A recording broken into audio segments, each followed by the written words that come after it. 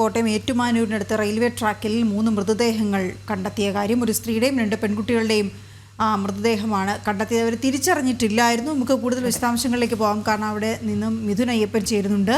മിഥുൻ, എന്താണ് സംഭവിച്ചതെന്ന് വ്യക്തമായിട്ടുണ്ടോ? ഒപ്പം ഈ മരിച്ചവരെ തിരിച്ചറിഞ്ഞിട്ടുമുണ്ടോ?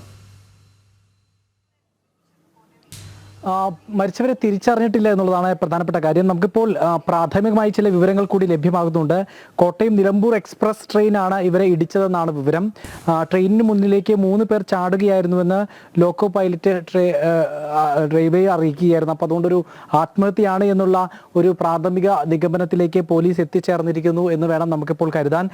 പോലീസ് ഇപ്പോൾ റെയിൽവേ ട്രാക്കിൽ നിന്ന് മൃതദേഹങ്ങളെല്ലാം തന്നെ മാറ്റിയിട്ടുണ്ട്. ഒപ്പം തന്നെ മറ്റു നടപടിക്രമങ്ങളെല്ലാം തന്നെ പുരോഗമിക്കുകയാണ്. പ്രാഥമികമായി ഇവർ ഇതര സംസ്ഥാനത്ത് നിന്നുള്ള വ്യക്തികളാണ് എന്നുള്ളതാണ് മനസ്സിലാക്കാൻ സാധിക്കുന്നത്. അപ്പോൾ ഇത്തരത്തിലുള്ള ആളുകൾ പാർക്കുന്ന ഇടങ്ങളിൽ, താമസിക്കുന്ന ഇടങ്ങളിലെല്ലാം പോലീസ് എത്തി ആരെങ്കിലും കാണാതായിട്ടുണ്ടോ എന്നുള്ള അന്വേഷണമെല്ലാം നടത്തുന്നുണ്ട്. ഈ മൃതദേഹങ്ങൾ തിരിച്ചറിയാനുള്ള ശ്രമം കൂടി നടത്തുന്നുണ്ട് എന്നുള്ളതാണ്. ഇത്തരത്തിലുള്ള ആളുകൾ താമസിക്കുന്ന ഇടങ്ങളിലുള്ള ആളുകളെ കൊണ്ടെത്തിച്ചുകൊണ്ട് മൃതദേഹങ്ങൾ തിരിച്ചറിയാനുള്ള ശ്രമമാണ് നടക്കുന്നത്. ആരാണ് മരിച്ചത് എന്ന് സംബന്ധിച്ച് ഏതായാലും ധാരണയില്ല. 2 പെൺകുട്ടികളും ഒരു സ്ത്രീയുമാണ് മരിച്ചിട്ടുള്ളത്. കോട്ടയം നിലമ്പൂർ എക്സ്പ്രസ് ട്രെയിനാണ് ഇടിച്ചത് എന്നാണ് നമുക്കിപ്പോൾ മനസ്സിലാക്കാൻ സാധിക്കുന്നത്. അത്തരത്തിലുള്ളൊരു പ്രാഥമികമായിട്ടുള്ള നിഗമനത്തിലേക്ക് എത്തിച്ചേർന്നിരിക്കുന്നു എന്നുള്ളതാണ്.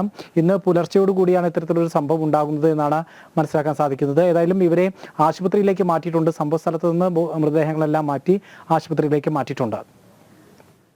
ശരി, എന്തായാലും ആത്മഹത്യയാണെന്നാണ് ഇപ്പോൾ നിലവിൽ സംശയിക്കുന്നത്. കാരണം 3 പേർ ട്രെയിനിന് മുന്നിൽ ചാടുകയായിരുന്നു എന്നാണ് ലോക്കോ പൈലറ്റ് പറഞ്ഞിരിക്കുന്നത്. വിവരങ്ങൾ നൽകിയത് മിഥുൻ അയ്യപ്പൻ.